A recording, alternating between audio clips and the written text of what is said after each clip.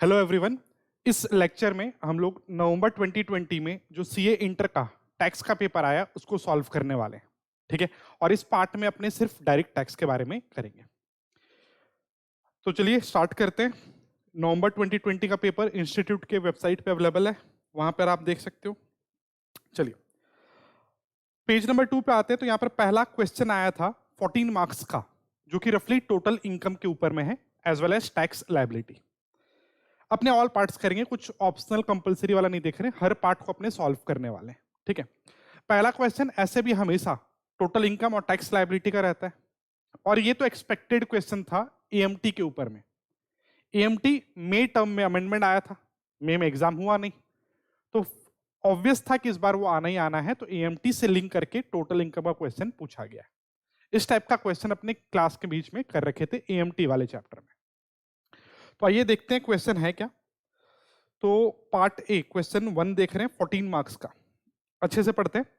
From the following information या from the following particulars furnished bye mister Ganesh, ये SSC हमारा, aged 58 years, तो normal slab लगाएंगे, senior citizen नहीं है। Who is a resident Indian for the previous year ended 31 मार्च 2020, तो normal individual 2.5 lakh का slab वाला आदमी है। बोल रहा है you are requested to compute his total income निकालना है आपको एंड टैक्स लायबिलिटी। और देखिएगा tax liability under normal as well as special provision AMT वाला। तो अपने टोटल इनकम निकालेंगे, फिर टैक्स निकालेंगे नॉर्मल तरीके से भी और एएमटी के तरीके से भी। ठीक है, if any applicable to him for the assessment year 2021। अच्छा क्वेश्चन है, देखते हैं पॉइंट 1 क्या क्या इंफॉर्मेशन दिया हुआ है। तो पहले टोटल इनकम का बात कर लेते हैं हम लोग। ठीक है, he occupies ground floor of his residential building, HP part का है। ठीक है, और यहां क्या बोल रहा है, एचपी में वो ग्राउंड फ्लोर सेल्फ ऑक्यूपाई किया and has let out first floor for residential use. तो ये partly self occupied partly let out का क्वेश्चन है, और फ्लोर वाइज है मतलब एरिया वाइज का क्वेश्चन है। और आपको याद होना चाहिए एरिया वाइज में आप क्या करते हो, दो सेपरेट प्रॉपर्टी मान के सॉल्व कर देते हो, यही करते हो। चलिए, तो दो कॉलम बनेगा या दो आप ले सकते हो, एक सेल्फ ऑक्यूपाइड और एक लेट आउट। चलिए क्या बोल रहा है, फिर से पढ़ रहे हैं, एंड के बाद से, and has let out first floor for residential use at an annual rent of 2.28 lakhs। ये तो लेट आउट पोर्शन का है, और ये मेरा इनकम नहीं है, ये तो रेंट दिया हुआ है, जीवी रफली। He has paid municipal tax 60,000 for the current financial year। ध्यान दीजिएगा 60,000 तो पूरे घर का होगा, तो सेल्फ ऑक्यूपाइड एक फ्लोर है, लेट आउट एक फ्लोर है, तो 50-50% है। तो आपको इसका 50% डिडक्शन मिलेगा किससे, लेट आउट से। तो दो कॉलम बनेगा हमारा बेसिकली, या फिर आप सिंगल कॉलम में भी लिख सकते हो, self occupied let out. Self occupied का तो एनएवी नील हो जाएगा, अभी हम दिखाएंगे भी सॉल्यूशन। इंटरेस्ट है नहीं तो इनकम डायरेक्टली नील।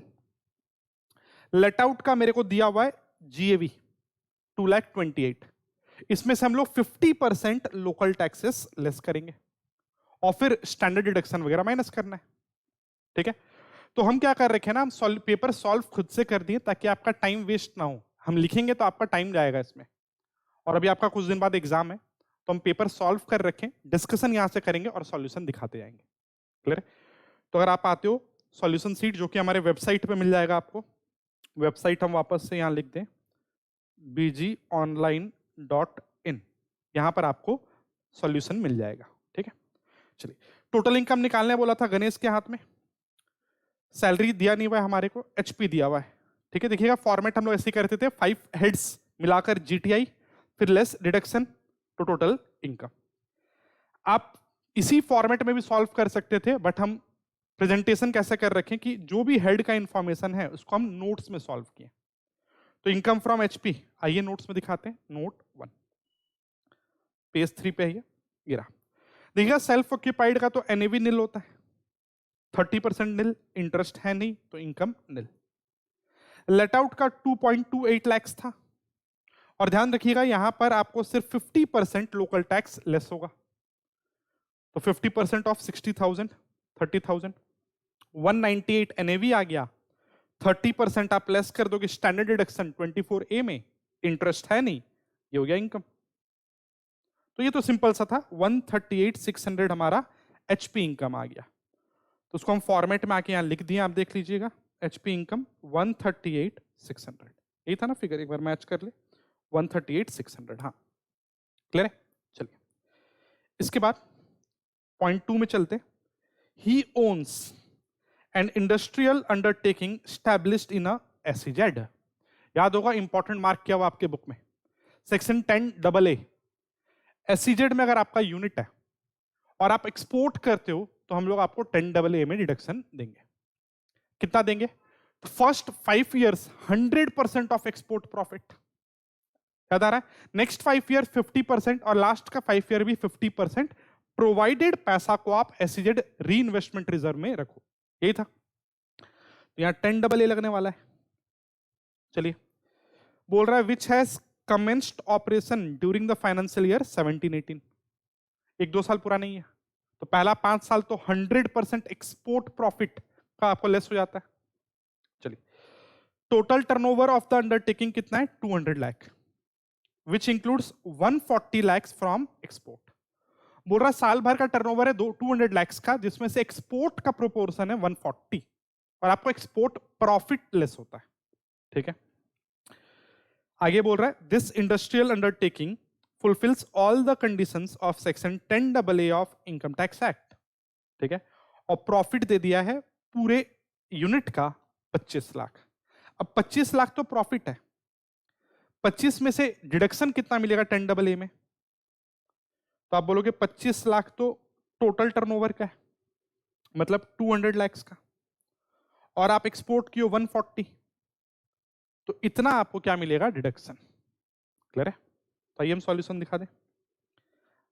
देखना अगेन यहां पर पीजीपी को नोट 2 में निकाला गया है, तो नोट 2 में हम आते हैं।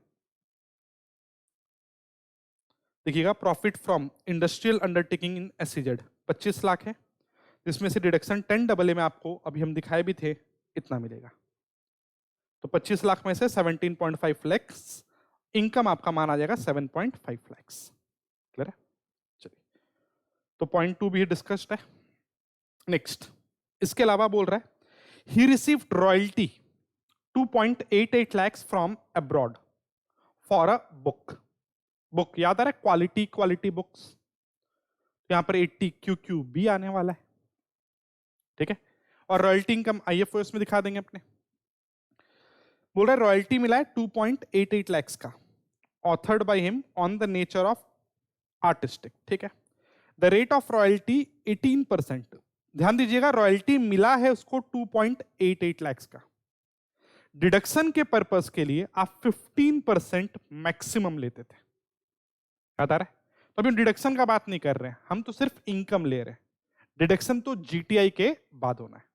क्लियर है?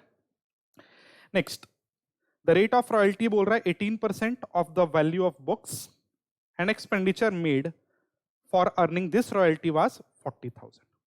तो 2.88 लाख का इनकम है, 40,000 का एक्सपेंस है, तो यहां से मेरा अदर सोर्स इनकम तो दिख गया मेरे को। 2.88 lakhs माइनस 40,000, तो 2.48 lakhs होगा इनकम फ्रॉम अदर सोर्स। आगे पढ़ते question. The amount remitted to India till 30th September 2020 is 2.3 lakhs। ये काम आने वाला है आपको 80 QQB में डिडक्शन में। याद आता है ना आपको? QQB में आप रॉयल्टी जो मिलता है लमसम, और परसेंटेज वाइज है तो मैक्सिमम 15% आप लेते थे। हाउएवर अगर बाहर से रॉयल्टी मिला है तो ईयर एंड से 6 मंथ, तो मार्च से 6 महीना, मार्च एंड से 6 महीना, सितंबर तक पैसा लाना होगा। और यह आदमी सितंबर तक पूरा पैसा नहीं लाया है, 2.3 lakhs लाया है। तो डिडक्शन पर्पस के लिए हम लोग इसको कुछ यूज करेंगे। हाउएवर इनकम तो 2.88 माइनस 40,000 2.48 lakhs है। क्लियर है? चलिए इसके अलावा बोल रहा है received 40,000 as interest on savings bank deposit, ये भी इनकम फ्रॉम अदर सोर्स है। और ध्यान रखिएगा जैसे ही बोल रहा है interest on savings bank deposit, तो आपके माइंड में 80 TTA भी आना चाहिए। क्लियर है? सीनियर सिटीजन होता तो TTB करते हैं, नॉन सीनियर सिटीजन है तो TTA। डिडक्शन का बात फिर से करेंगे, तो डिडक्शन 80 QQB 80 TTA 2 दिख रहा है। Next point 5, received 47,000 as share of profit from an AOP where all the members are individual and which has paid the tax by normal rates of income tax। समझना, AOP में अगर हर individual जो भी member है वो tax देता है तो AOP पे MMR लगता है। ठीक है, MMR रेट पे आप लगाते हो टैक्स, और क्योंकि AOP के इनकम पे AOP टैक्स देगा तो मेंबर के हाथ में ये तो एग्जम्प्ट हो जाएगा, तो ये इनकम तो आपका एग्जम्प्ट है। क्लियर है? तो अगर आप पीजीपी वाला सॉल्यूशन देखोगे तो देखना यहां पर एसिड वाला प्रोविजन आया और फिर share of profit from AOP exempt. Clear है? तो पीजीपी यहां पर आपको टोटल 7.5 लाख दिखता है, जो कि हम मेन सीट में वापस लाके इसको लिख भी दिए यहां 7.5 लाख। आईएफओएस अभी आपको हम दिखाए हैं, रॉयल्टी और इंटरेस्ट। ठीक है, और भी देख लेते हैं ना क्वेश्चन, फिर सॉल्व करेंगे।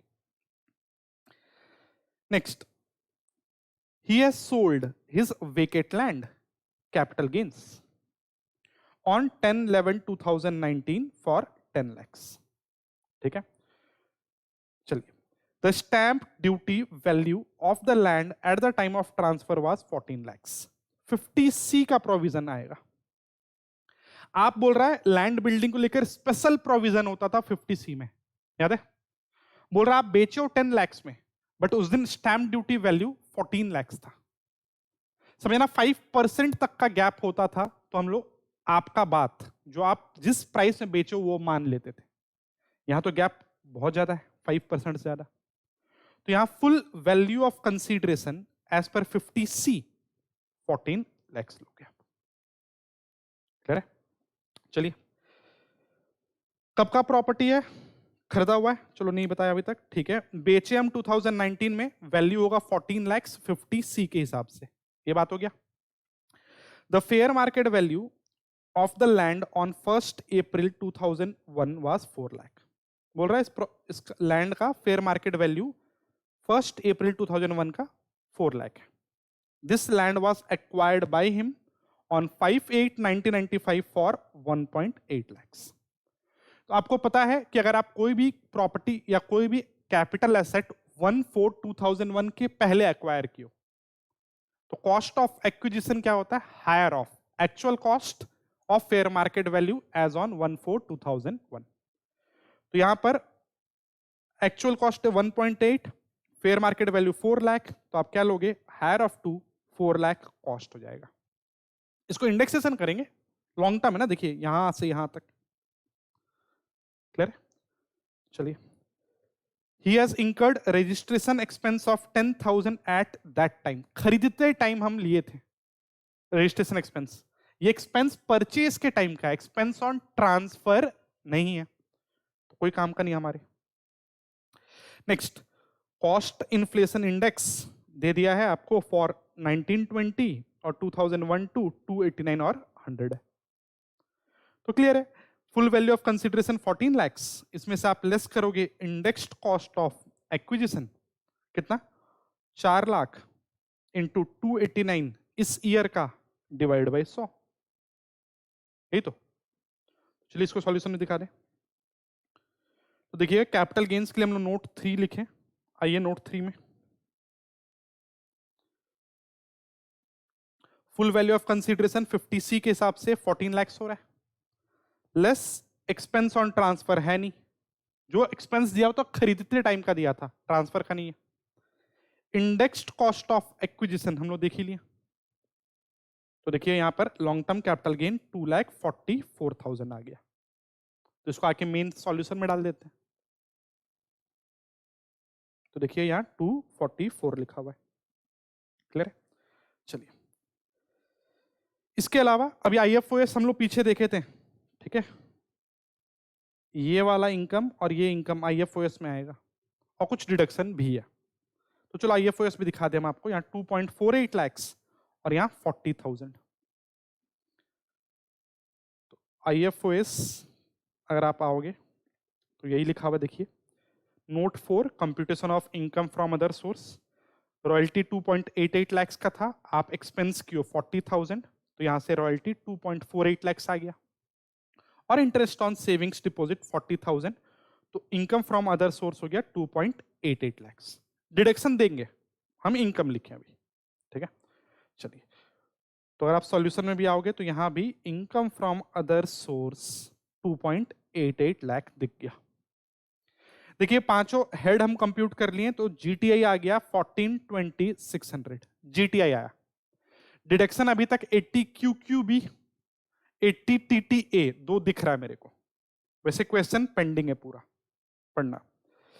तो यहां आइएगा 0.7 क्वेश्चन का, अगर आप देखते हो बोल रहा है he paid following amount out of his taxable income, ठीक है। Number 1 insurance premium 80C life insurance है, of 39,000 paid on life insurance policy of son who is not dependent on him.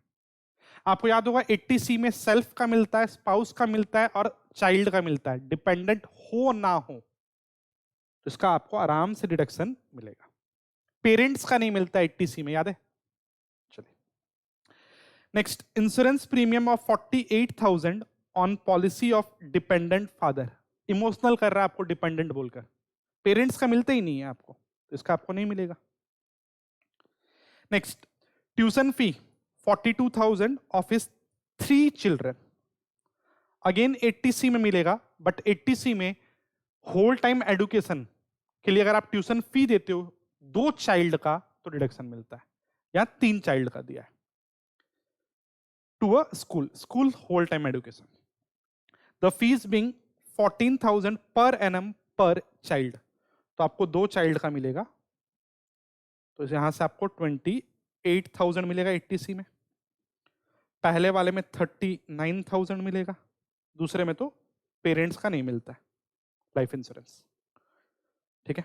चलिए, तो यहां से 80C दिख रहा है, देखना यहां पर अगेन डिडक्शन के लिए हम एक नोट बना दिए, नोट 5, आइए यहां देखिए 80C हम लोग देख ही लिए, ठीक है। तो 80C में 67,000 मिला आपको, क्लियर है। अब 80 QQB और 80 TTA आएगा। अब QQB ध्यान रखिएगा, QQB में बोलता था कि परसेंटेज वाइज मैक्सिमम 15% हम लोग लेके चलेंगे। ये आदमी को 2,88,000 मिला है जो कि 18% है, इनकम 18% है, तो इनकम में हम पूरा 2.88 lakhs लिए, बट डिडक्शन तो सिर्फ 15% का मिलता है मैक्सिमम।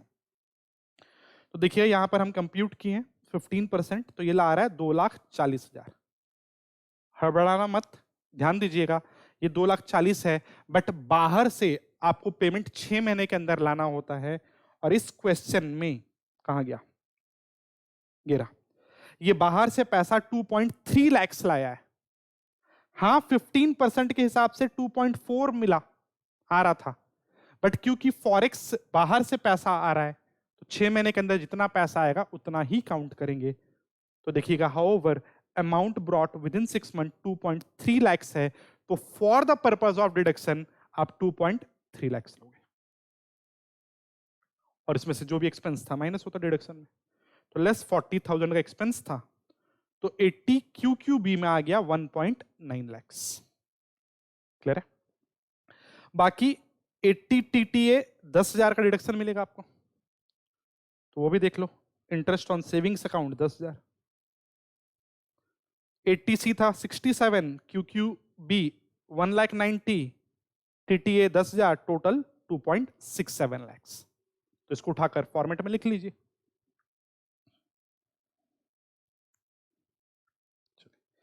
तो देखिए यहां लेस डिडक्शन 2.67 lakhs किया गया है, और टोटल इनकम आ गया, ये रहा आपका 11,53,600। टोटल इनकम आया, अब आपको टैक्स निकालना है, नॉर्मल तरीके से भी और एएमटी भी। तो देखिएगा computation of tax liability, normal provision income कितना था 1153,600। आपको याद होगा टोटल इनकम को हम लोग अलग अलग बुलेट्स में तोड़ते थे। सबसे पहले नॉर्मल इनकम पे निकालिए, नॉर्मल मतलब जो स्पेशल इनकम नहीं है। तो और आप यहां देखोगे तो कैपिटल गेन है ना मेरा, लॉन्ग टर्म कैपिटल गेन, ये तो सेक्शन 112 वाला है स्पेशल इनकम, तो इसको हटाइए ना टोटल में से, तो 1153,600 में से ये हटेगा, उस पर स्लैब लगाएंगे और लॉन्ग टर्म पे 20% फ्लैट। तो देख लीजिए टोटल इनकम में से हम स्पेशल इनकम हटाएं और स्लैब लगा दिए, ठीक है। तो 1153,600 माइनस 244, ये आता है 9,09,600, इस पे स्लैब, स्लैब वही 2.5 लाख तक निल, 2.5 से 5 लाख 5%, 5 से 9,09,600 20%। तो ये मेरा नॉर्मल इनकम का टैक्स आया। स्लैब तो एग्जॉस्ट हो गया, तो लॉन्ग टर्म कैपिटल गेन जो आपका था 2,44,000, इस पे 20% लगेगा 112 के हिसाब से। टोटल करिए और उसमें फिर हेल्थ एडुकेशन सेस 4% जोड़ देंगे, तो ये आ गया मेरा नॉर्मल टैक्स 148,950। क्वेश्चन खत्म नहीं होता है, आपको बोलेगा एएमटी निकालने, क्लियर है। चलिए तो ये तो नॉर्मल हुआ। एएमटी में आप 18.5% टैक्स लगाते थे एडजस्टेड टोटल इनकम पे, याद आ रहा है, एडजस्टेड टोटल इनकम। तो टोटल इनकम जो भी था आपका, उसमें जो इन्वेस्टमेंट लिंक्ड डिडक्शंस होता है उसको आप ऐड बैक करते थे, 35 AD, ठीक है। हमारे केस में SCZ वाला 10AA, QQB, ये सब ऐड बैक होगा। तो टोटल इनकम देखिएगा 1153,600 था, उसमें हम ऐड बैक कर रहे हैं इन्वेस्टमेंट लिंक डिडक्शंस, हमारे केस में 10AA और QQB था। ये आ गया एडजस्टेड टोटल इनकम, इसका 18.5% एएमटी प्लस 4% सेस, तो एएमटी के हिसाब से टैक्स आ गया 5,95,210। नॉर्मल टैक्स था 148, एएमटी 5,95,210, तो आपको 5,95,210 पे करना होगा। क्वेश्चन बोला नहीं है, अदरवाइज हम आपको बता दें तो यहां पर आपको एएमटी क्रेडिट मिल जाएगा,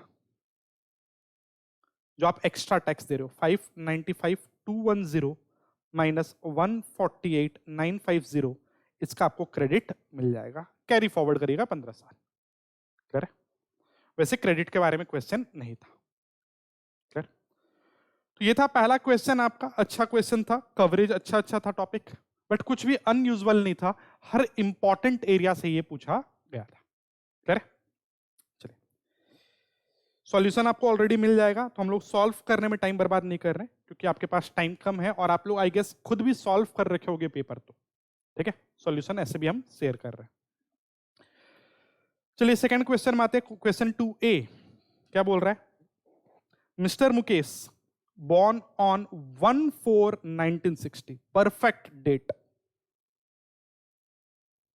ऐसा क्वेश्चन किए थे, याद करिए टीडीएस वाले चैप्टर में भी, ठीक है। 1/4/1960 परफेक्ट डेट क्यों बोल रहे हैं, क्योंकि इसका 60 इयर्स कब कंप्लीट माना जाएगा।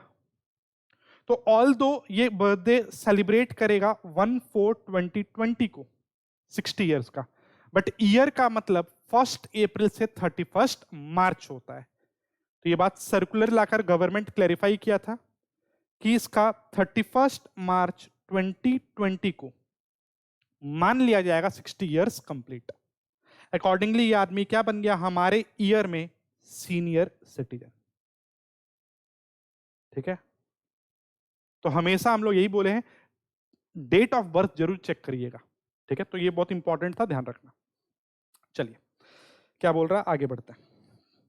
Mister Mukesh born on, date दे दिया हमारे को, furnished his original return for the assessment year 2021 on 30th July. Time के अंदर भरा है, रिटर्न वगैरह लगा दिया बोल रहा है। He has son salary income कितना 7.3 lakhs का कंप्यूटेड। कंप्यूटेड मतलब ये बेसिक सैलरी नहीं है, पूरा सैलरी हेड कैलकुलेट करने के बाद स्टैंडर्ड डिडक्शन वगैरह देने के बाद सैलरी था इसका कितना 7.3 lakhs का। चलिए ठीक है, तो हम यहाँ साइड में लिख लेते हैं ना, काम करते हैं। सैलरी मेरे को दे दिया 7.3 lakhs, ठीक है। And interest from savings bank account है 12,700, एफडी है 43,000, तो आईएफओएस आ गया 12,700 और 43,000। और ध्यान रखिएगा ये आदमी सीनियर सिटीजन है, तो इंटरेस्ट पे 80 टीटीबी मिलेगा। आपको ध्यान होगा हम बोले थे टीटीए टीटीबी कंफर्म क्वेश्चन में आएगा, देखिएगा दोनों क्वेश्चन आया है, ठीक है। चलिए, हाँ 50,000 का डिडक्शन मिलेगा वहां मैक्सिमम, वो तो डिडक्शन में। He also claimed deduction under 80C 1.5 lakh का है, ठीक है, डिडक्शन 1.5 लाख का है। He has claim deduction of 80D 25,000 का डिडक्शन क्लेम किया है। He also claim deduction under 80 TTA। आप बोलोगे तो TTB मिलना चाहिए इसको, ऑब्वियसली TTB मिलना चाहिए।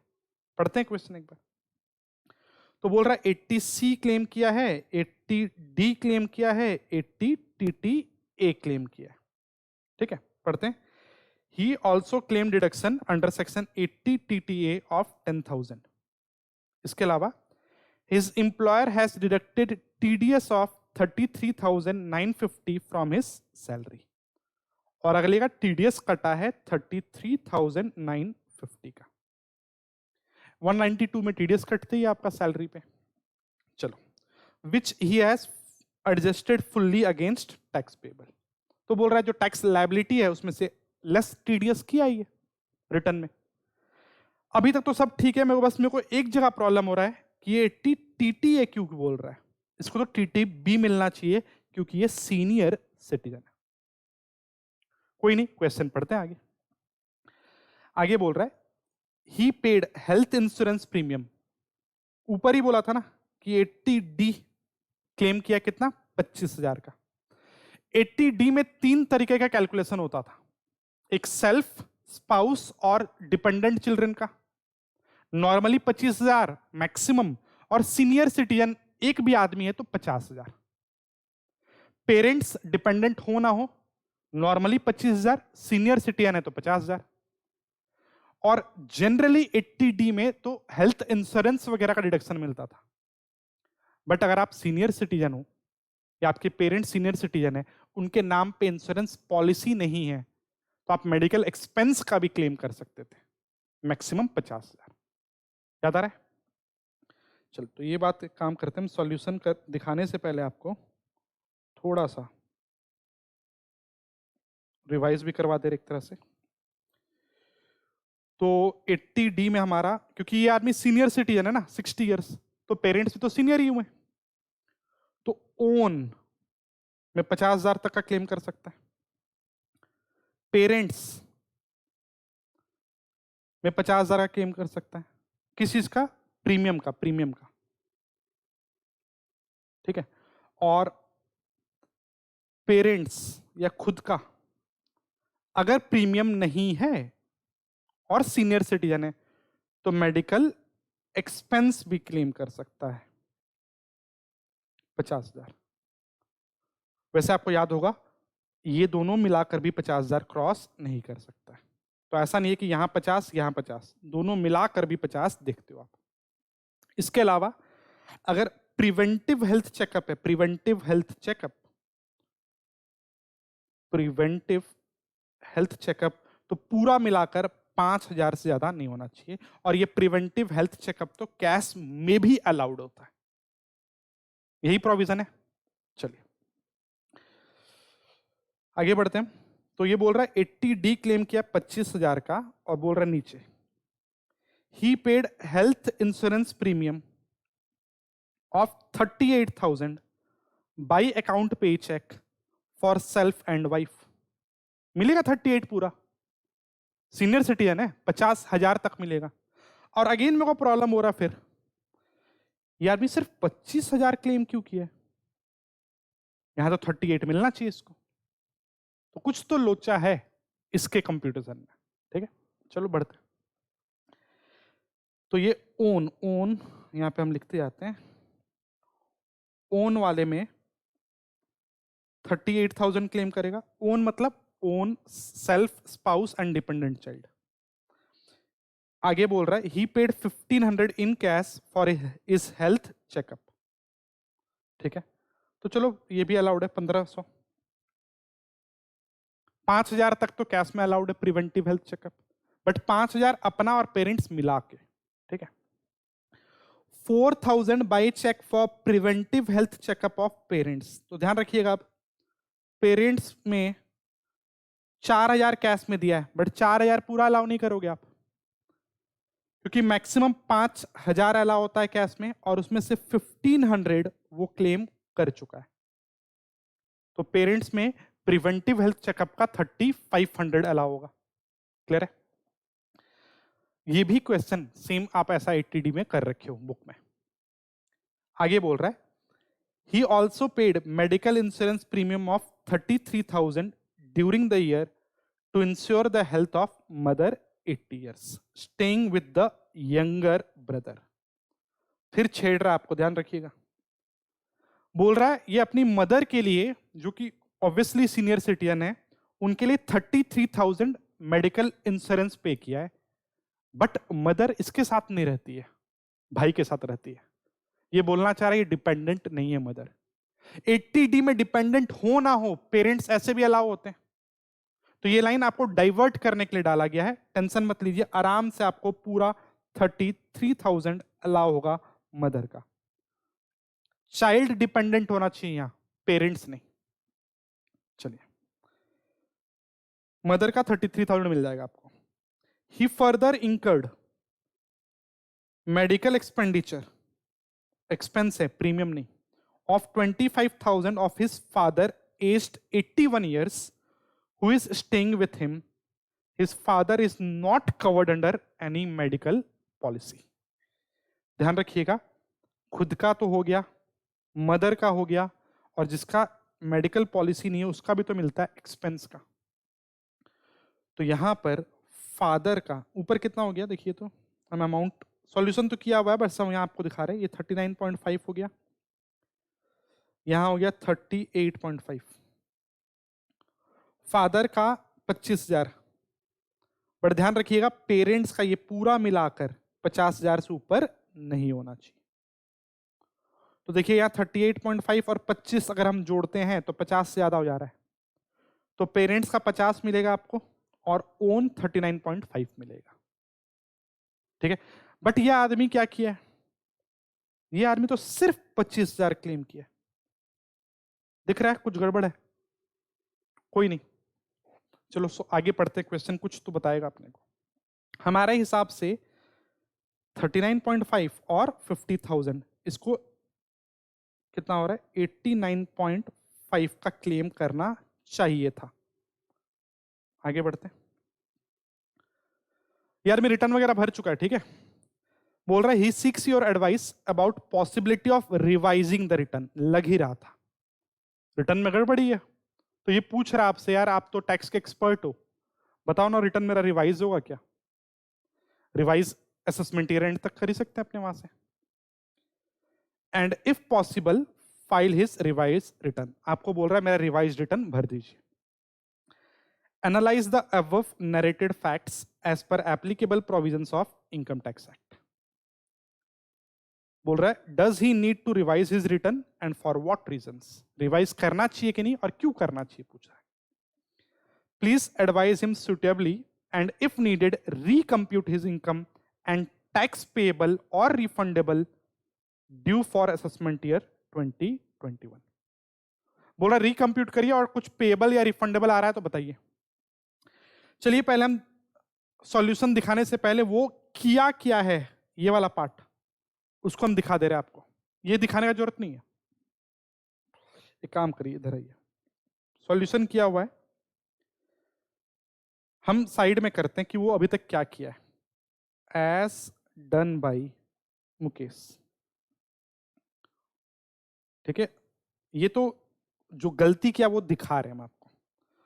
वो बोला है मेरा सैलरी है कुछ इनकम फ्रॉम अदर सोर्स था। सैलरी कितना था? 7.3 लाख का। और अदर सोर्स का अगर हम बात कर ले तो कितना था? 12,700 और 43,000। 12.7 और 43, तो ये कितना हो गया अपना?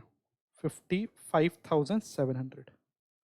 और तो कोई इनकम नहीं है, तो जीटीआई वो जो कंप्यूट किया है उसके हिसाब से 785,700 है। वैसे जीटीआई तो इतना ही आएगा अपना भी, दिखा दे अगर हम, तो हम लोग का कैलकुलेशन में भी 785,700 आएगा। अब वो कुछ गलती किया, हम गलती दिखा रहे हैं समझाने के लिए आपको। वो लेस किया है डिडक्शंस। क्या क्या डिडक्शन लेस किया है? तो अगला आदमी 80C में 1.5 लाख लिया है, 80D में 25,000 लिया है, और 80 TTA में 10,000। चलो, 80C में 1,50,000 लिया है, ये तो सही होगा, 80C का 1.5 होता है। 80D में सिर्फ 25,000 लिया, हमारे हिसाब से तो 89 शायद आ रहा था कुछ। 80 TTA लिया है 10,000, ये भी गड़बड़ है, अगले का तो TTB लेना चाहिए। चलिए, तो ये कितना हो गया?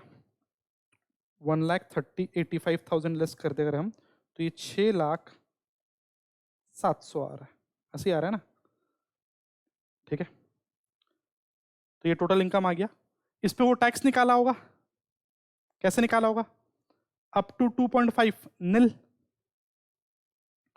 2.5 से 5 लाख 5%, 12,500 आया होगा। और 5 लाख से लेकर 6,07,000 तक 20%, तो 1,07,000 इंटू 20%, 2,140 आ रहा है, 2,140। तो ये आदमी टैक्स निकाला होगा 32,640, और उसमें cess, health and education cess 4% लगा दिया होगा। 32,640 इंटू 1.04, 33,950 आ रहा है रफली। तो 33 टोटल करके हम बता रहे हैं आपको कि वो किया क्या है, ठीक है? 33,950 आ रहा है, और सर टीडीएस कट रखा था कुछ, तो देखिएगा टीडीएस कितना कटा था? 33,950 ही कटा था, ठीक है? हम राउंड ऑफ करके लिखें 33,950। तो ये आदमी नील रिटर्न भरा है, नील, अगर आप समझो तो। देखिए, इसके हिसाब से ग्रीन में तो हम लोग कंप्यूट किए, ये जो किया है इसके हिसाब से ये इनकम नील दिखाया है, ये तो गलत है। सॉरी, टैक्स नील दिखाया है। हम लोग देखें ये TTB नहीं लिया है, 80D गलत लिया है। तो ये सॉल्व करते हैं, सही क्या होना चाहिए। तो देखिएगा, ये तो आ चुका है GTI।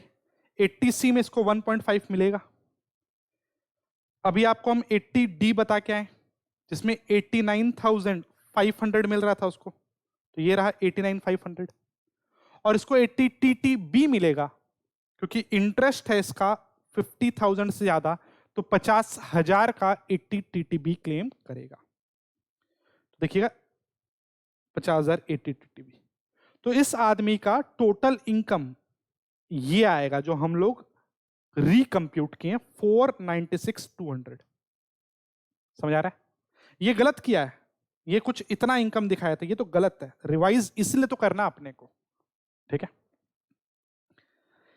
अब टोटल इनकम देखिएगा 5 लाख से कम है, क्लिक करना चाहिए, 87A में रिबेट मिल जाएगा, तो टैक्स तो अगले का नील आएगा, उल्टा टीडीएस कट रखा है, रिफंड। समझ आ रहा है? देख लो, 496,200 पे सीनियर सिटीजन है, तो अप टू 3 लाख नील। एक मिनट, हाँ ठीक है, ये तो गलत कंप्यूट किया था ना वो, चलो ठीक है। बैलेंस पे अपने इनकम निकाले, ये रहा 5%, रिबेट मिल जाएगा, टैक्स हो गया नील, उल्टा 33,950 का टीडीएस कट रखा है, तो पूरा का पूरा अमाउंट क्या आएगा? रिफंडेबल। समझ आ रहा है? तो ये क्वेश्चन अच्छा था जिसमें उसका कंप्यूटेशन बताया हमारे को जो गलत है, उसको हम काट दे रहे हैं। ये नहीं करना है आपको। ये वाला कंप्यूटेशन जो हम लोग रिकम्प्यूट किए ये रहा और इसको इतना रिफंड मिलेगा। क्लियर है? चलिए नेक्स्ट आगे बढ़ते हैं। क्वेश्चन 2B देख रहे हैं। बोल रहा है state in brief the applicability of TDS. समझना, टीडीएस चैप्टर में बहुत सारा अमेंडमेंट था और अगेन ये विजिबल एरिया था कि यहां से क्वेश्चन आएगा ही। ठीक है, बोल रहा है state in brief the applicability of TDS provision, the rate and amount of deduction in following cases for financial year 1920 under Income Tax Act 1961. Assume that all payments are made to resident. बोल रहा है ये सब case में TDS का applicability बताइए और सब पैसा रेसिडेंट को ही दिया गया। केस 1 बोल रहा है संजय और resident Indian individual not deriving any income from business profession. बोल रहा है इसका पीजीपी इनकम नहीं है, कोई एक संजय आदमी है इंडिया का, makes payment of 12 lakh in January 2020, 20 lakh in February 2020 and 20 lakh in March 2020 to Mohan individual, a contractor for reconstruction of his residential house. ध्यान दीजिएगा, बोल रहा है एक इंडिविजुअल जो कि जिसका पीजीपी इनकम नहीं है, ठीक है, वो दूसरे इंडिविजुअल को क्या किया है, पेमेंट किया है।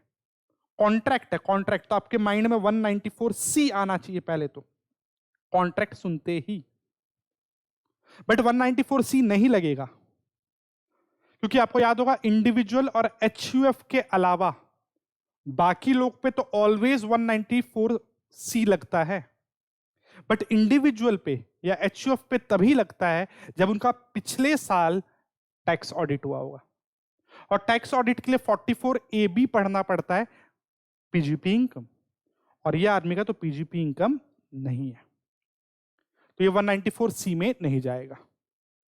हाउएवर अमेंडमेंट 194M याद करिए, जो इस बार का अमेंडमेंट था कि अगर आप ऑल दो आपका पीजीपी इनकम नहीं है, आपका टैक्स ऑडिट नहीं होता है, बट अगर आप साल में 50 लाख से ऊपर का पेमेंट करते हो, ठीक है, कॉन्ट्रैक्ट वगैरह के लिए, तो आपको 5% टीडीएस काटना होगा। तो इसका कितना है, 12 lakh, 20 lakh, 20 lakh.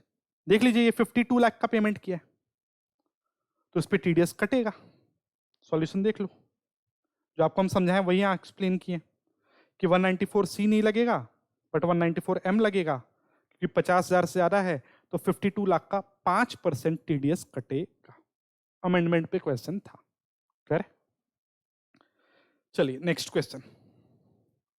ABC limited company है, टीडीएस ऑलवेज काटता है, याद आ रहा है ना कंपनी।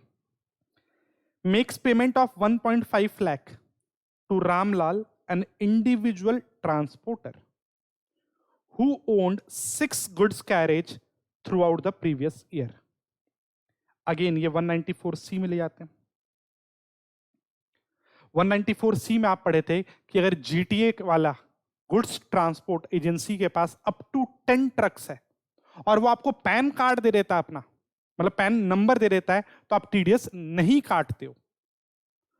इसके पास 6 गुड्स कैरेज है, बट लास्ट लाइन पढ़िए, he does not furnishes his PAN. PAN दे देता, हम टीडीएस नहीं काटते, पैन नहीं दिया, अब टीडीएस कटेगा। ऐसे तो ध्यान दीजिएगा, एक इसके अलावा एक और ट्रिक है क्वेश्चन में।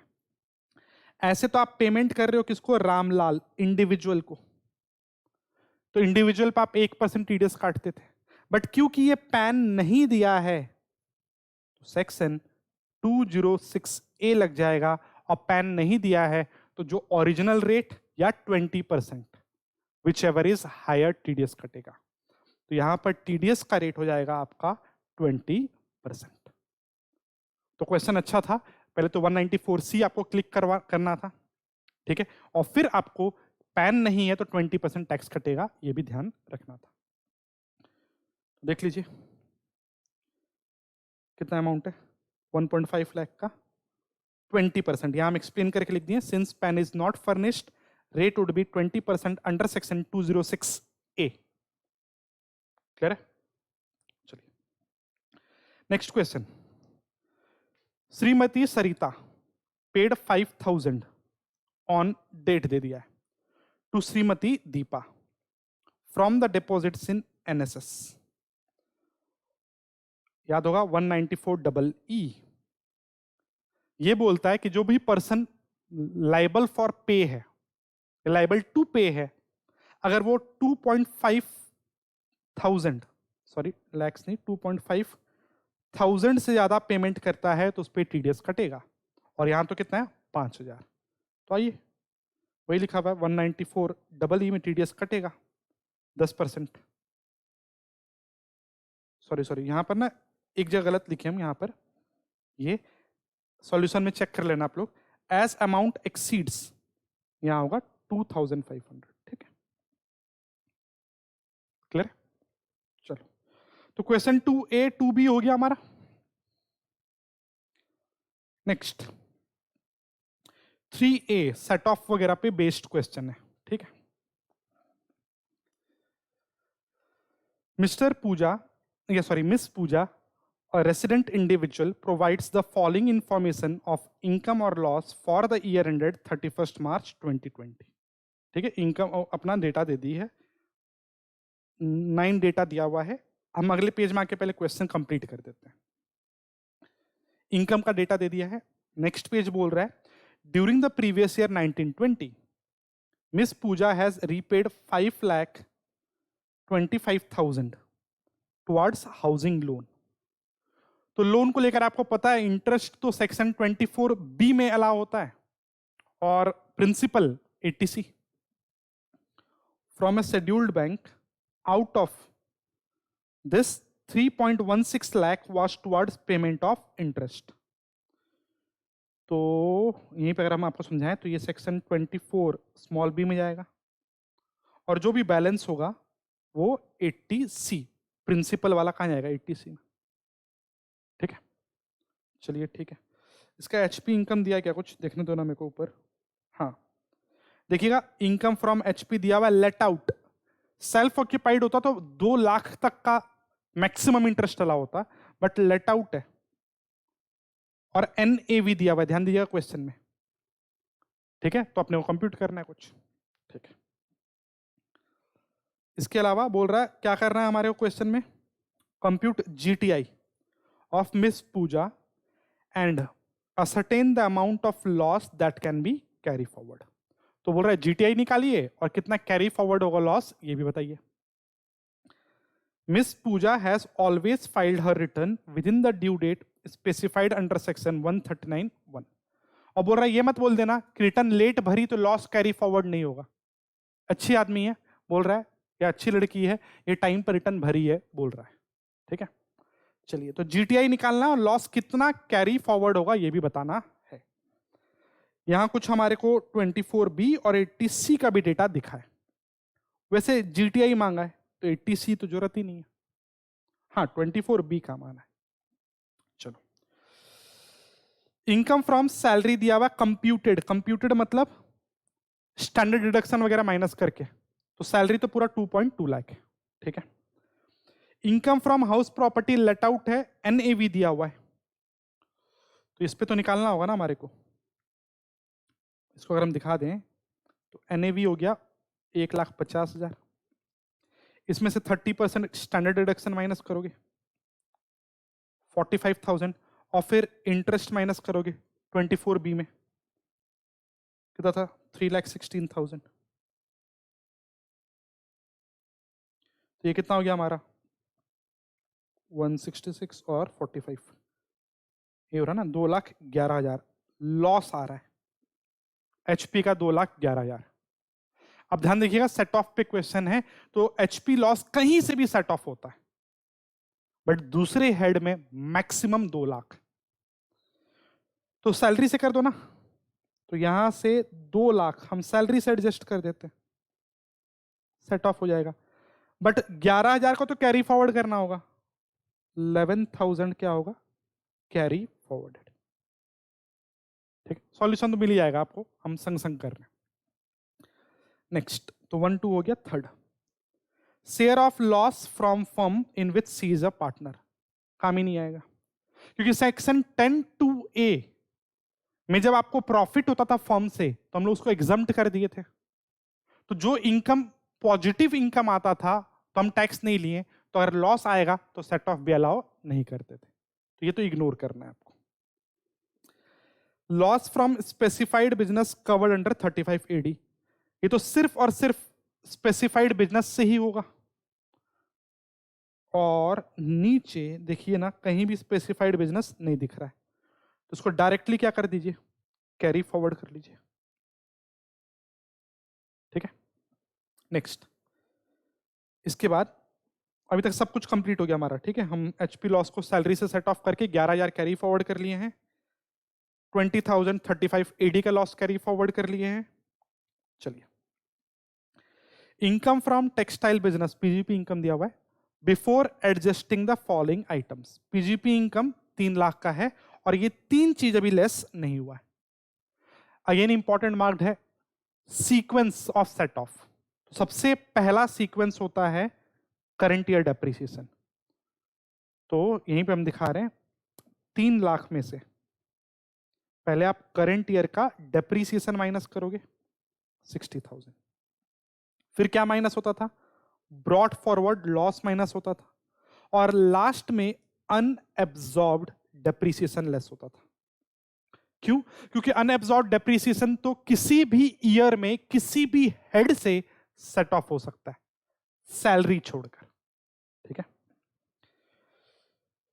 अनएब्जॉर्ब्ड डेप्रिसिएशन तो 3rd नंबर पे आएगा, और brought forward loss of textile business 2nd number. तो चलिए, तो पहले हम ये लेस किए 60,000, अब ये 90,000 करेंगे, 90,000, तो 3 लाख में से 1.5 लाख माइनस हो गया, यहाँ 2.25 है, 1,85,000 तो लेस होगा, इनकम नील हो गया।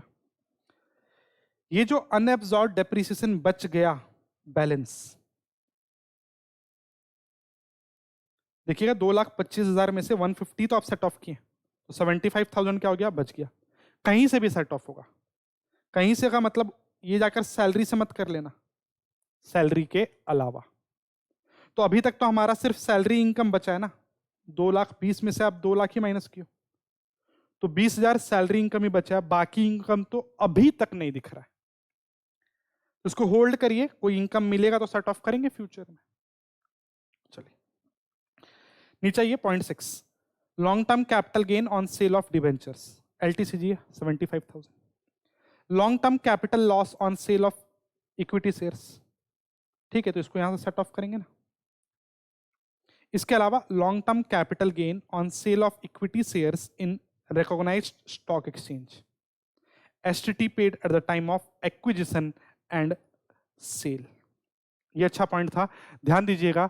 1 लाख तक का अगर आपका जो इनकम होता है उस पर हम लोग टैक्स नहीं लेते थे 112A में, 1 लाख के बाद 10%। तो अगर आपका इनकम हम देखें तो यहां से 75,000 है, यहां से 50,000 आएगा, क्योंकि 1 लाख तक तो टैक्स लगता ही नहीं है। तो ये हो गया 1,25,000, और इसमें से ये वाला सेट ऑफ कर लीजिए 1 लाख का, तो 25,000 आपका इनकम है। 25 ही बचा ना, हाँ, और 25 को यहां से एडजस्ट कर लीजिए अनएब्जॉर्ब्ड डेप्रिसिएशन से, जो बचा कैरी फॉरवर्ड। ठीक है, dividend from units of UTI, ये तो एग्जम्प्ट होता है। हो गया सॉल्यूशन, देख लो आप, दिखा भी दें आपको। तो देखिएगा सैलरी 2,20,000 का था, उसमें से हम एचपी का 2 लाख एडजस्ट कर लिए। एचपी देखिएगा 2,11,000 निकाले थे, यहां लिख भी दिए कि 2 लाख एडजस्ट होगा और 11,000 कैरी फॉरवर्ड होगा।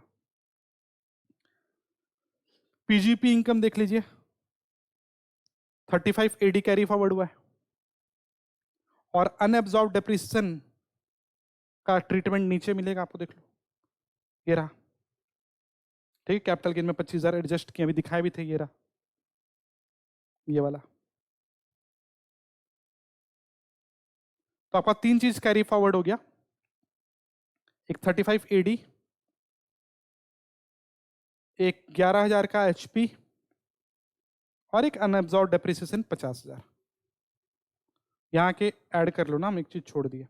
Amount to be carry forward, HP loss 11,000, unabsorb depreciation 50,000 और लॉस ऑफ स्पेसिफाइड बिजनेस 20,000 का था। ठीक है, चलिए next next next next next question 3B। क्या बोल रहा है? Determine the GTI of Shri Ram Kumar and Shrimati Ram Kumar. Husband wife का GTI निकालने बोला है फॉर द असेसमेंट ईयर 2021। ठीक है, तो दो अमाउंट कॉलम बना लेंगे, हस्बैंड वाइफ।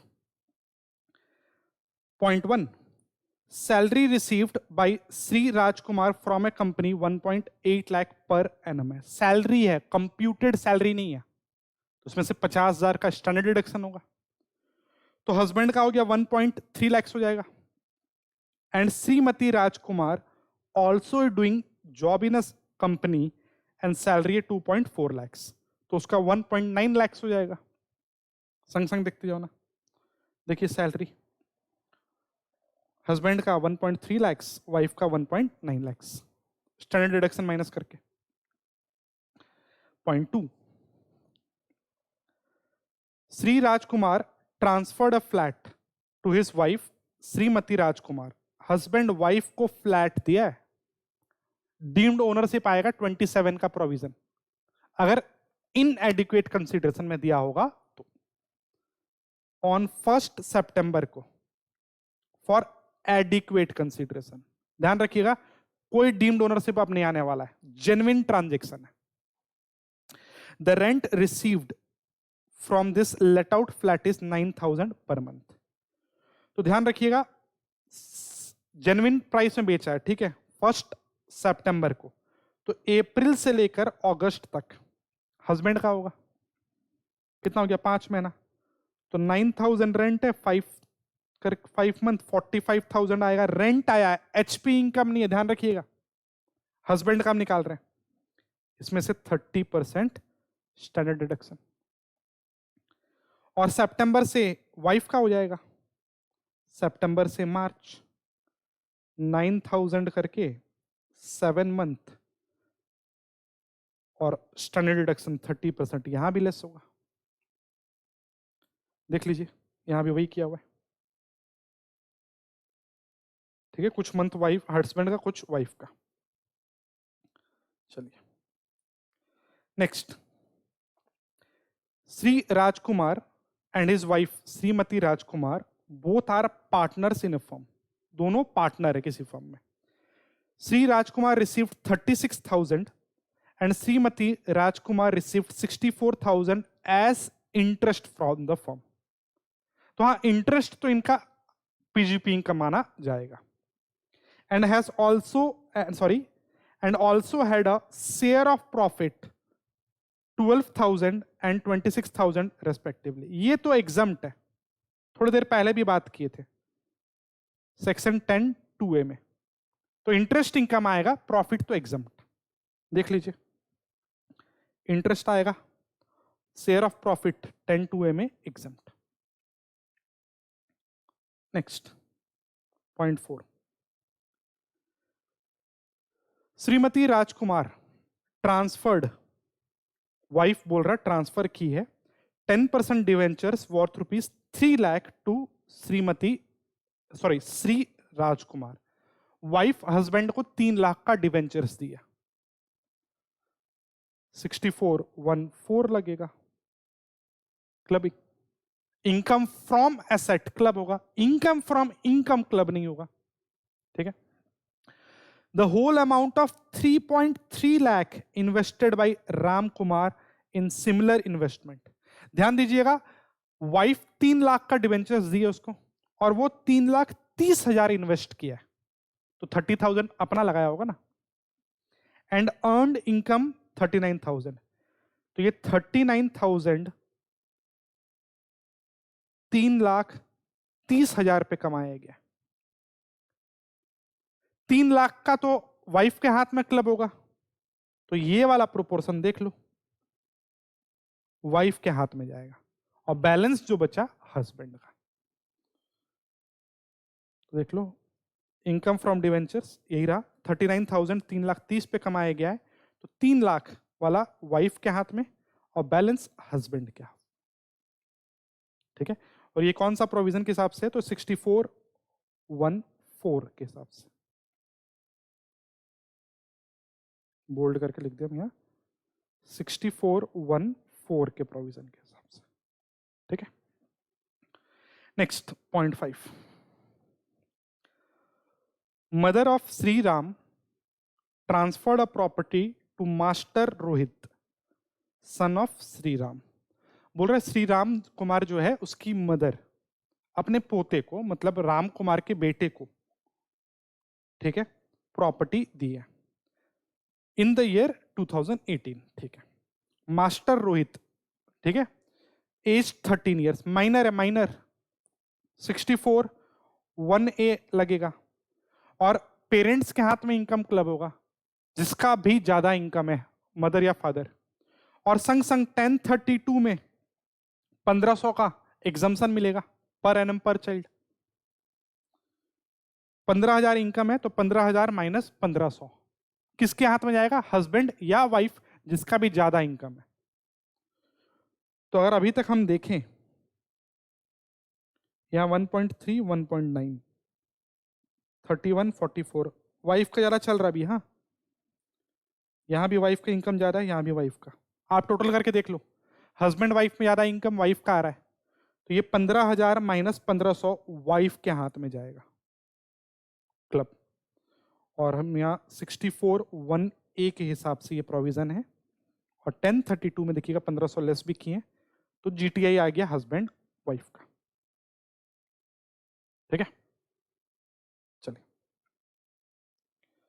3 क्वेश्चन हो गया। क्वेश्चन नंबर 4A क्या बोल रहा है? Mister Thomas, a non resident and citizen of Japan, entered into following transaction during the previous year ended 31st March 2020। तो बोल रहा है एक नॉन रेसिडेंट है और ये कॉन्ट्रैक्ट एंटर किया है। Examine the tax implication in the hands of mister Thomas. For the assessment year हमारा नंबर 1, तो नॉन रेसिडेंट है और उसको ये पैसा क्या बोल रहे हैं, कॉन्ट्रैक्ट एंटर किया और ये पैसा कुछ मिला है, हम लोग को बताना ये टैक्सेबल होगा कि नहीं। बोल रहा है interest received from mister Marshall, एक नॉन रेसिडेंट। थोड़ा याद दिलाते पहले आपको तो प्रोविजन, ये रेसिडेंशियल स्टेटस वाले चैप्टर से क्वेश्चन है। इंटरेस्ट, रॉयल्टी या फीस फॉर टेक्निकल सर्विसेज, इसके बारे में आप सुने कि अगर ये रिसीव करता है कोई नॉन रेसिडेंट तो कब टैक्सेबल होता है, थोड़ा याद दिलाते। तो अगर ये रिसीव करता है फ्रॉम गवर्नमेंट, इंडियन गवर्नमेंट से रिसीव करता है, तो ये deemed to accrue arise in India मानते हैं हम लोग, और ये टैक्सेबल होता है। गवर्नमेंट पैसा इंडिया में लगाए, इंडिया के बाहर लगाए। अगर यही interest, royalty, fees for technical service government नहीं देकर रिलायंस दे, नॉन गवर्नमेंट, तो उस केस में देखते थे वो पैसा यूज कहां किया गया। अगर यूज्ड इन बिजनेस इंडिया में तब टैक्सेबल होता था, इंडिया के बाहर होगा तो नॉन टैक्सेबल था। और अगर यही इंटरेस्ट, फीस या रॉयल्टी नॉन रेसिडेंट दे तो भी आप चेक करते थे क्या ये यूज हुआ है बिजनेस में, इंडिया में, अगर हुआ है तो टैक्सेबल होगा, एल्स नॉन टैक्सेबल। यही था प्रोविजन आपके। गवर्नमेंट पे कर रहा है तो ऑलवेज टैक्सेबल, बाकी लोग पे कर रहा है तो हम लोग चेक करते थे कि वो इंटरेस्ट जिस लोन पे दे रहा है, रॉयल्टी जिस पेटेंट वगैरह पे दे रहा है, फीस जिस सर्विस के लिए दे रहा है, वो सब कहां यूज किया गया है, इंडिया में यूज किया गया बिजनेस के लिए तभी टैक्सेबल होता था, एल्स नहीं। सेक्शन 9 के अंदर था। चलिए पॉइंट 1 तो बोल रहा है एक नॉन रेसिडेंट इंटरेस्ट रिसीव किया पॉइंट 1 फ्रॉम मिस्टर मार्शल, वो भी नॉन रेसिडेंट है। ये वाला पॉइंट है ना ये, ठीक है। चलो नॉन रेसिडेंट आउटसाइड इंडिया बोल रहा है the borrowed amount is used by Marshall for investing in Indian companies debt fund for earning interest.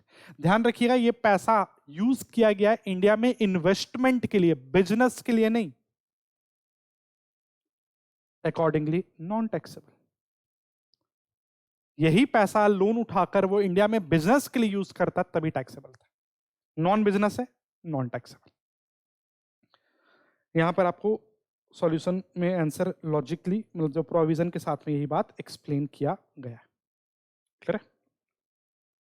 Point 2 received 10 lakh in Japan from, ठीक है 10 लाख रिसीव किया जापान में, इंडिया के बाहर, चलो ठीक है, from a business enterprise in India for granting licence for computer software and not hardware specific. बोल रहा है 10 लाख रुपया ये नॉन रेसिडेंट जापान में रिसीव किया है। किससे रिसीव किया है? कोई बिजनेस एंटरप्राइज है इंडिया में। क्यों 10 लाख दिया है? For granting licence for computer software. मतलब ये तो बन गया रॉयल्टी। रॉयल्टी कौन दे रहा है? इंडियन बिजनेस एंटरप्राइज, बिजनेस में यूज हुआ है, टैक्सेबल होगा। ये वाला point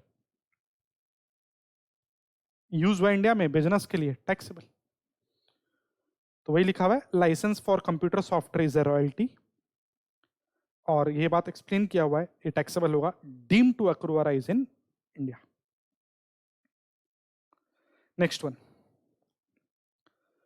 he is also engaged in business of running news agency and earned income of 10 lakh from collection of news and views in India for transmission outside India, non taxable. आपको ये बात याद होगा 5 cases होता है जिसमें हम लोग मानते हैं नॉन बिजनेस, नॉन रेसिडेंट का कोई बिजनेस कनेक्शन नहीं है इंडिया में। उसमें से एक पॉइंट यही था कि अगर वो इंडिया से न्यूज वगैरह कलेक्ट करके बाहर देता है तो उसका कोई बिजनेस कनेक्शन नहीं मानेंगे, कोई टैक्सेबल नहीं होगा। Next one, point 4 he entered into an agreement with SKK and company, a partnership firm, for transfer of technical documents and design for providing service relating thereto to set up a denim business manufacturing plant in India। ये तो अभी बात की है, India में business के लिए use हो रहा है, टैक्सेबल।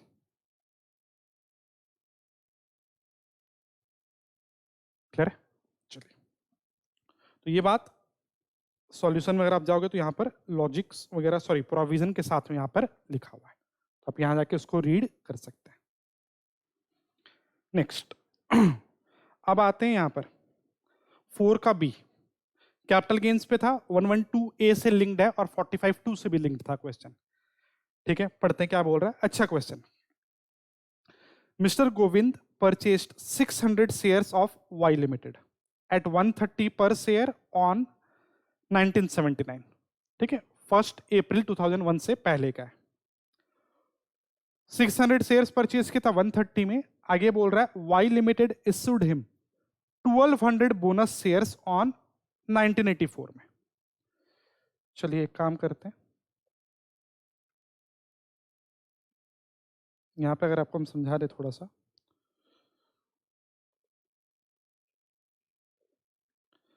ये आदमी क्या किया है, 600 शेयर्स था ना, हाँ 600 शेयर बाई किया है 1970 कुछ में, 79 में।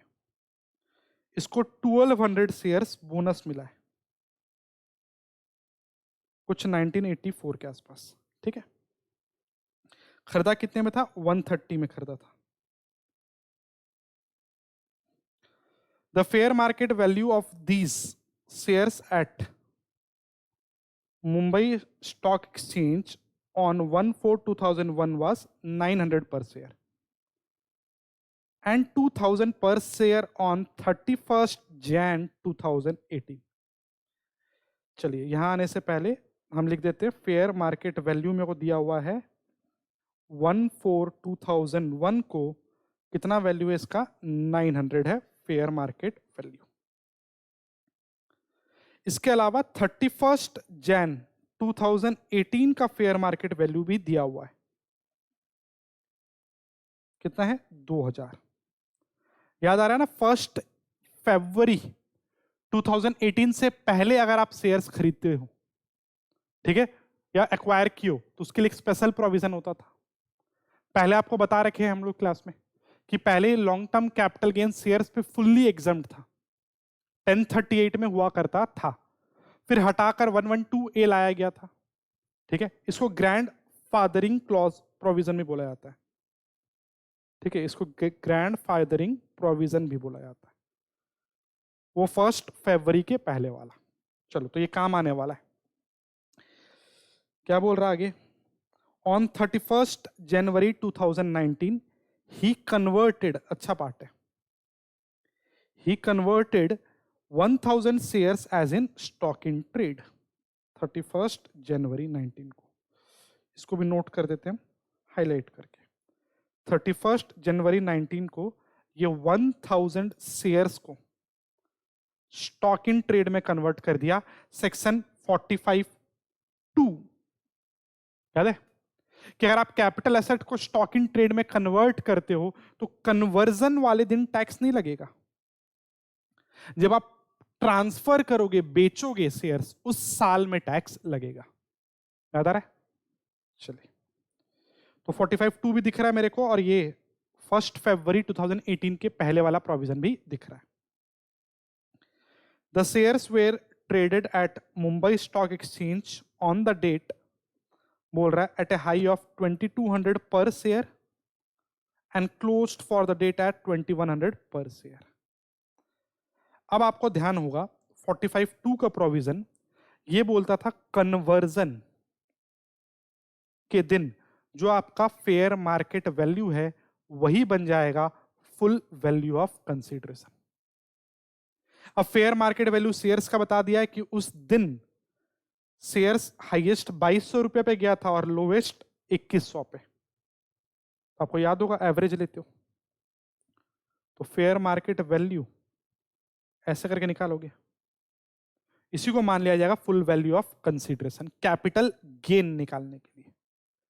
इसके अलावा इस पे पीजीपी इनकम भी होता था, याद आ रहा है? जब स्टॉक बिका है, स्टॉक इन ट्रेड, तो पीजीपी इनकम आएगा।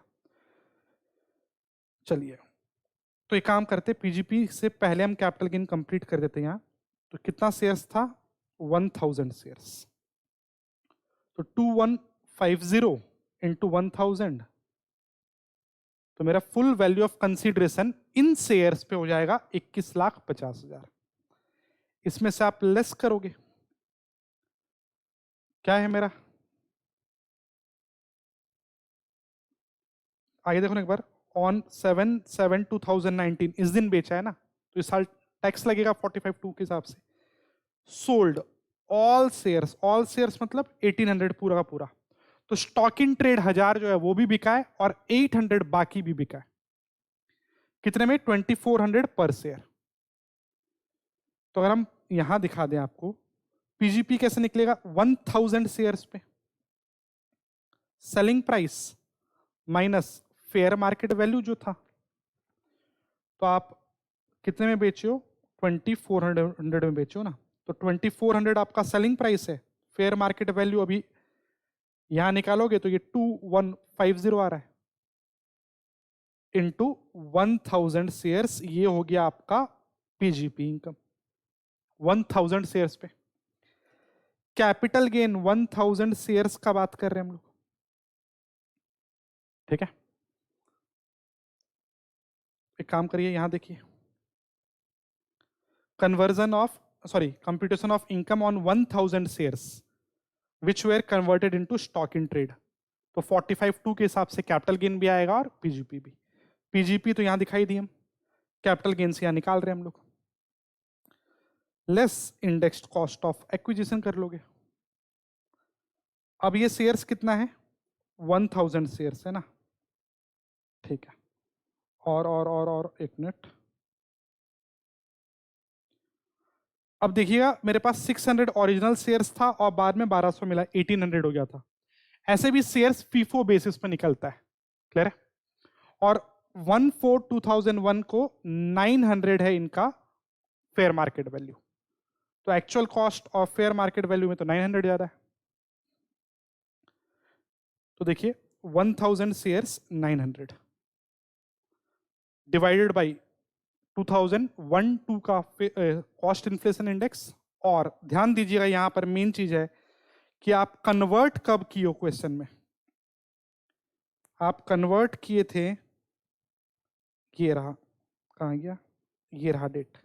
ये कौन सा ईयर है, ध्यान दीजिएगा, ये ऑल्दो टैक्स लगता है 45(2) बोलेगा, जब बेचोगे तब टैक्स लगेगा, बट इंडेक्सेशन आपको मिलता है till the date of conversion. तो ये है 2018-19, तो 289 से मल्टीप्लाई मत कर दीजिएगा, कॉस्ट इन्फ्लेशन इंडेक्स इस साल का कॉस्ट इन्फ्लेशन इंडेक्स पे मल्टीप्लाई होगा। दिया है क्या मेरे को कॉस्ट इन्फ्लेशन इंडेक्स? ओ, क्वेश्चन में कॉस्ट इन्फ्लेशन इंडेक्स नहीं दिया था।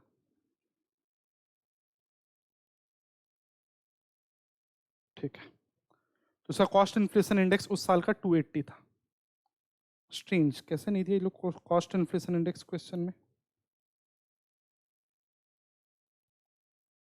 चलिए ठीक है, तो यहां ध्यान रखिएगा 289 नहीं होगा, क्या होगा, 280 होगा। नेक्स्ट, बैलेंस 800 शेयर्स पे 112 में आएगा प्रोविजन। 800 शेयर्स बेचे हम 2400 के हिसाब से, तो 800 into 2400 less cost of acquisition.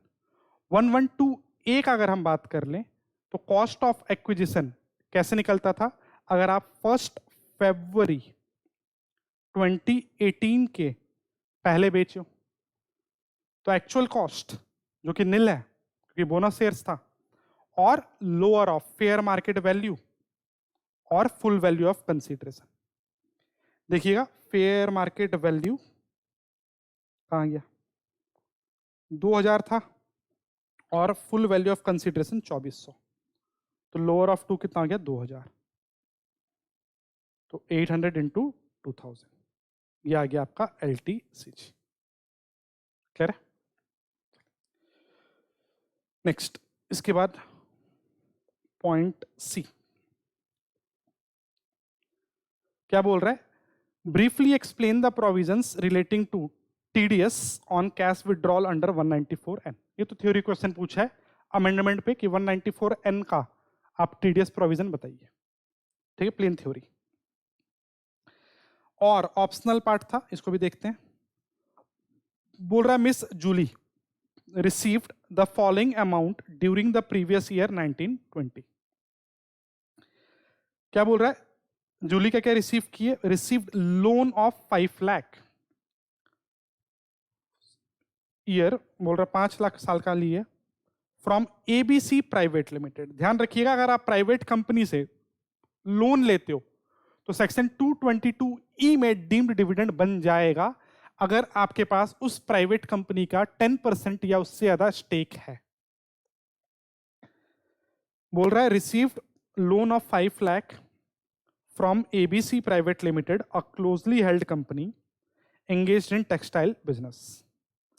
She is holding 10% equity share capital in the said company. The accumulated profit of the company was 2 lakh. ये जरूर ध्यान रखिएगा, सेक्शन 222E तो लगेगा। क्यों? क्योंकि एक क्लोजली हेल्ड कंपनी एक ऐसे पर्सन को लोन दिया है जिसके पास 10% या उससे ज्यादा स्टेक है। ऑल्दो लोन 5 लाख का है, बट 222E बोलता है कितना डीम्ड डिविडेंड मानेंगे, to the extent of accumulated profit. तो एक्यूमुलेटेड प्रॉफिट 2 लाख है, तो डीम्ड डिविडेंड 2 लाख होगा, 5 लाख नहीं। सॉल्यूशन जब आप पढ़ोगे ये एक्सप्लेन करके लिखा हुआ है पूरा, ठीक है, कितना होता है to the extent of accumulated profit, तो 2 लाख 222E में डीम्ड डिविडेंड है। नेक्स्ट, इसके अलावा received interest on enhanced compensation 5 lakh.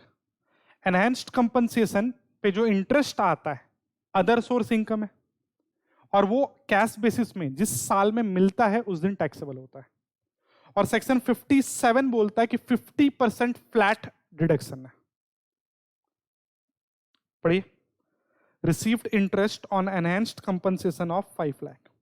Out of this 1.5 lakh relates to previous year 16-17, 1.9 lakh relates to 17-18, 1.6 lakh relates to 18-19। देखना ही नहीं है, कैश बेसिस पे taxable होता है। तो 5 लाख मेरा इनकम है पूरा इस साल का। आगे बोल रहा है she paid 1 lakh to her advocate for this effort. देखिएगा ही मत, क्योंकि सेक्शन 57 बोलेगा 50% फ्लैट लेस, तो आपका इनकम आएगा 2,50,000। अगेन ये एक्सप्लेन करता हुआ यहां पर हम लोग सॉल्यूशन में लिख दिए। क्लियर है? चलिए, तो ये था आपका डायरेक्ट टैक्स सीए इंटर नवंबर 2020 का जो क्वेश्चन था, अपने उसको पेपर को सॉल्व किए। सेम वे इनडायरेक्ट टैक्स भी अपने नेक्स्ट पार्ट में करेंगे। Thank you.